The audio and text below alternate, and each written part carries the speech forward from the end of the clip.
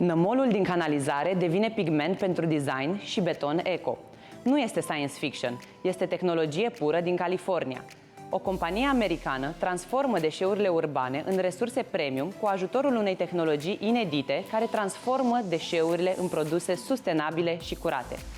O inovație absolut uimitoare vine de la o companie din Statele Unite care schimbă complet perspectiva asupra unuia dintre cele mai problematice reziduri urbane, nămolul de canalizare. Startup-ul din San Francisco îl transformă într-un material sustenabil, curat și valoros. Produsul rezultat se numește Our Carbon, un material din carbon negativ suficient de curat pentru a fi folosit în haine pentru bebeluși sau recipiente alimentare, dar și în beton sau cerneală. What I have here is a material that's carbon negative. It's clean enough to be used in food containers and baby clothing, and it's made from sewage sludge.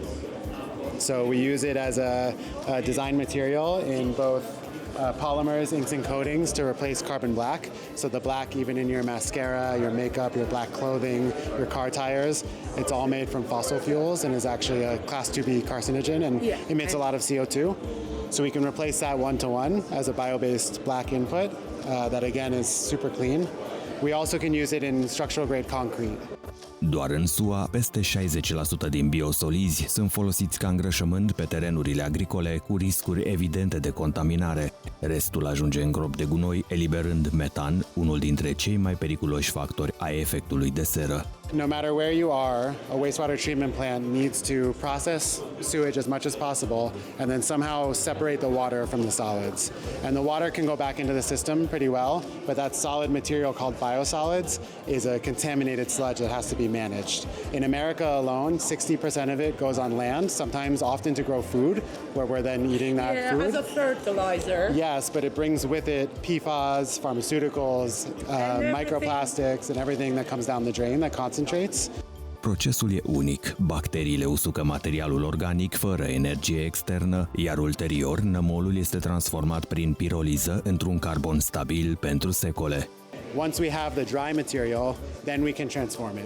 So that process is called pyrolysis. If I took a piece of paper, let's say this paper, and I light it on fire here, the carbon in that paper will bond off with oxygen and make CO2, okay? And all you have is ash. If I heat it up with no oxygen in the environment, that carbon wants something to bond to and can't find anything. So some of it makes a gas we can use for heat to keep it going, but most of the carbon gets fixed into tight bonds in place.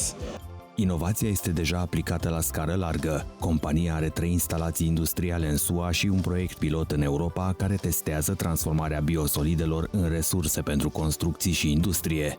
Just next month, we're starting the first biosolids pyrolysis in Italy for a 1-year testing permit that will lead to making the specification for pyrolysis in Italy. So we're already at full scale and producing.